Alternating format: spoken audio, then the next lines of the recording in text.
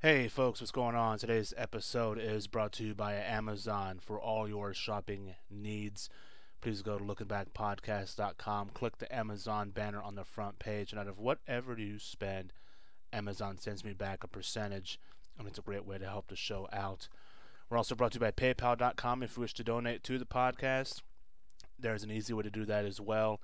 Lookingbackpodcast.com, click the donate button on the front page, and you can give a one-time donation or a monthly donation as well.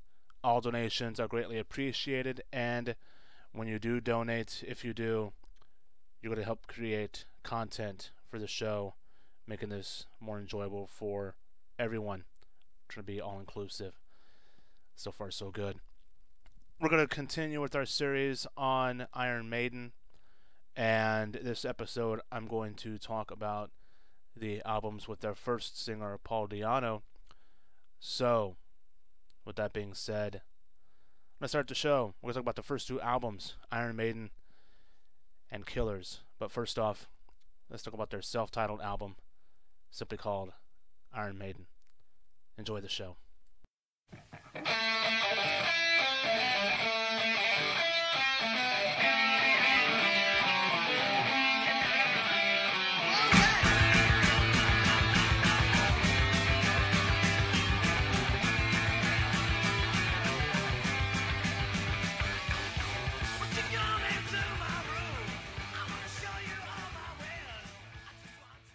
What's going on, ladies and gentlemen? Welcome to another episode of Looking Back, where we look back at some of the important events and places and people and just really, really interesting stuff. We take a look back at really cool things.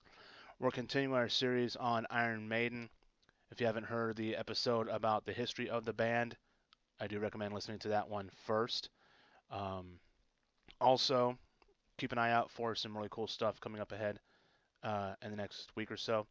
I have some things that I'm working on, and definitely check out the blog section of the website, lookingbackpodcast.com, where I will be posting more blogs, making more blog posts, blog entries in next couple of days. Just ideas that I'm throwing around in my head for some really cool shows. With that, we are going to continue, like I said in the intro, the series on Iron Maiden, and we're going to talk about their first two albums. The first one being quite simply called Iron Maiden. That was the song you heard at the intro. That was the very last song of that album.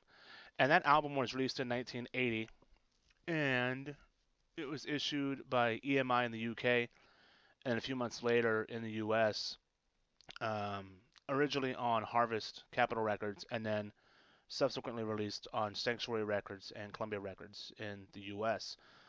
The North American version included the song Sanctuary, which was previously released in the UK as a non-album single.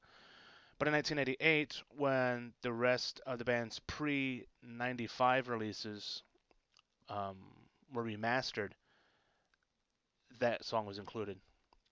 So they have, although they've received criticism for the quality of the album's production, the release was critically acclaimed, and it debuted at number 4 on the charts. The album was produced by Will Malone, who Iron Maiden said since claimed, because he only lasted one album, they claimed that he lacked interest in the project, and he effectively left them to produce the album all on their own, which, according to their bassist Steve Harris, was completed in 19 days, 13 days, excuse me. Um, Guy Edwards, the first producer, they made two attempts before they went with Malone. The first was a guy named Guy Edwards, and he was dismissed because the band was unhappy with in Steve's words, the muddy quality with his production. And Andy Scott was sacked because he made the big mistake of telling Steve Harris to use a pick rather than his fingers. That's something that you just do not do. If you've ever seen Steve Harris play, you know that that guy is an absolute beast. one great example of seeing how Iron Maiden um, became the band that they are now, and to kind of get an idea of the vocals that Paul Diano had. I'm gonna put a link in the description box below to a song that they did, a B-side called "Women in Uniform." They also put out a DVD called, I think, "Sounds of the Visions of the Beast," and it's all of their videos up until, I want to say, Wicker Man, I think. Um, and it's just a really great DVD. It's one of my favorites, to be honest with you, um, just because it has a lot of their really great videos. It's called Visions of the Beast. It came out in 1993, or excuse me, um, 2003, and it has 31 videos in total, some hidden extra stuff, and it's just a really cool thing. Um, some of the albums or some of the videos, um, they're included on the DVD, but some stuff is just really cool just to see how far they came. Just a really great band. So that link will be in the description box below. Definitely check that out if you feel so inclined. And just a really cool band. Again, it's called Iron Maiden Visions of the Beast. It came out in 2003. That was their only studio album with guitarist Dennis Stratton, who was brought in as a last minute replacement, and he was fired due to musical differences after the band's European tour in support of Kiss. Suspicions were raised during the recording of Iron Maiden when Stratton added um, Wishbone Ash, which is a progressive rock band in the 70s, Wishbone Ash esque harmony guitars, backing vocals, reminiscent of Queen, to the song Phantom of the Opera, of which the band immediately disproved and they had it removed. He claimed he wasn't trying to push the band into a new direction, but Harris comments that it really pointed up the difference between, in his words, Den and us. After which he began to notice that Dennis was so much more into playing stuff like Strange World than he was with Iron Maiden or Prowler, because it was more slow, more melodic. When he was soloing on some of the heavier songs, he didn't really have that same kind of passion. Their first single was a song called Running Free, and that was released as a single on February 23rd, 1980, and it reached number 34 in the UK charts. It was also performed on the UK show Top of the Pops. Um, the band actually performed the show live. They refused to lip sync, to mime, basically to fake like they were playing. And they were the first band to perform live on the show since The Who in 1972. Um,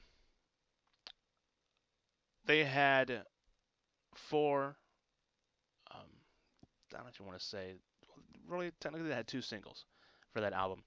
The first one was Running Free, and the second single was Sanctuary. Sanctuary peaked at number 29 on the UK charts. And in 1995, there was a bonus disc that was um, released as a reissue. A song called Burning Ambition, a live version of Drifter, and then a live Montrose cover called I've Got the Fire. But the version of that album that I have is the original release. Um, Strange World is included. Uh, the version that I have is remastered. That is Sanctuary, Remember Tomorrow, Running Free, Phantom of the Opera, Transylvania, Strange World, Charlotte the Harlot, and then, of course, the very well known song Iron Maiden.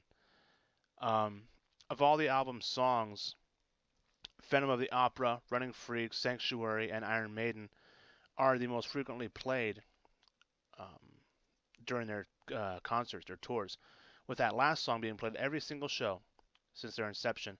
And that signals the arrival of their mascot, Eddie, on stage.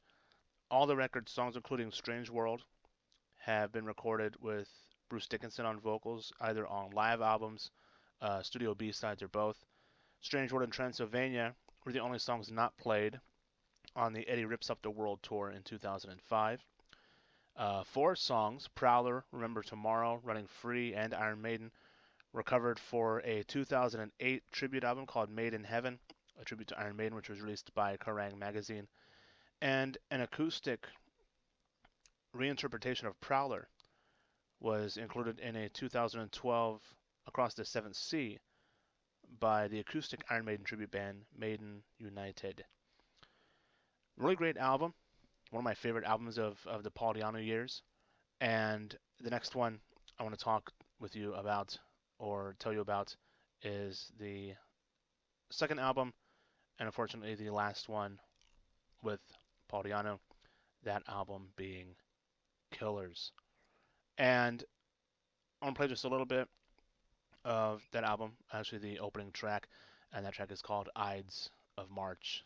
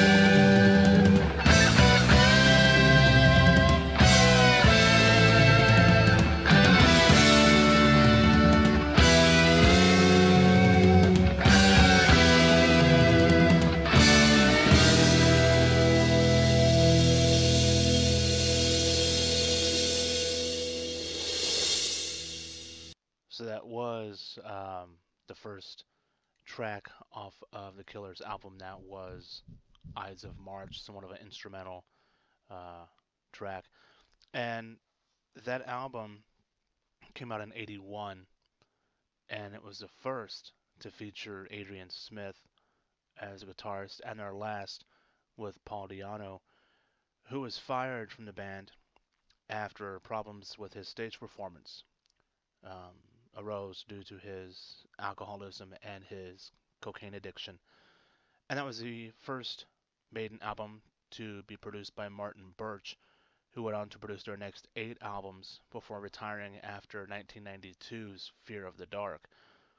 The song Wrathchild is the only regularly played track from the album, appearing in almost all of Iron Maiden's tours. Um, the song was covered in 2003 by a British metal band named Seek and featured as a B-side on their single Scent of the Obscene. There is an Iron Maiden tribute band called the Iron Maidens, and they covered that song as well. Killers was the only album to feature 2 instrumentals and was written almost exclusively by Steve Harris, with only minor assistance from the rest of the band. The title track, Killers, and the song Twilight Zone being the only other songs to receive additional writing credits. Each song, with the exception of Murders in the Rue Morgue, are based on stories of the same name by Edgar Allan Poe. And the song Prodigal Son had been written in the years prior to the recording of their debut album, although none were recorded professionally until the Killers session, apart from Wrathchild. The North American version, which came out a few months after it did in the UK, was released again on Harvest Records and Capitol, and subsequently released on Sanctuary Records and Columbia. In North America, the song Twilight Zone was added to the uh, the album. Several great songs off that one. Wrath Child, Murders in the Rue Morgue, Another Life, Genghis Khan being the second instrumental, Innocent Exile, Killers, Prodigal Son, Purgatory, and Drifter. Um, the Australian version of the album included the cover of the Skyhook song Women in Uniform that was released as a single in 1980. The Castle Records 95 bonus disc contains several live tracks which appeared originally on their 81 EP Made in Japan. The lineup for this album, again, is Paul Di'Anno on vocals, his last album with Iron Maiden. You had two guitar players, Dave Murray and Adrian Smith. You had Steve Harris on bass and Clive Burr on drums. That is the Paul Di'Anno years of Iron Maiden. On the next show, we'll get into Bruce Dickinson's time with Iron Maiden, starting with probably one of my favorite Iron Maiden albums, Number of the Beast. So till next time, thanks for listening. I appreciate it. And take care of yourself and each other.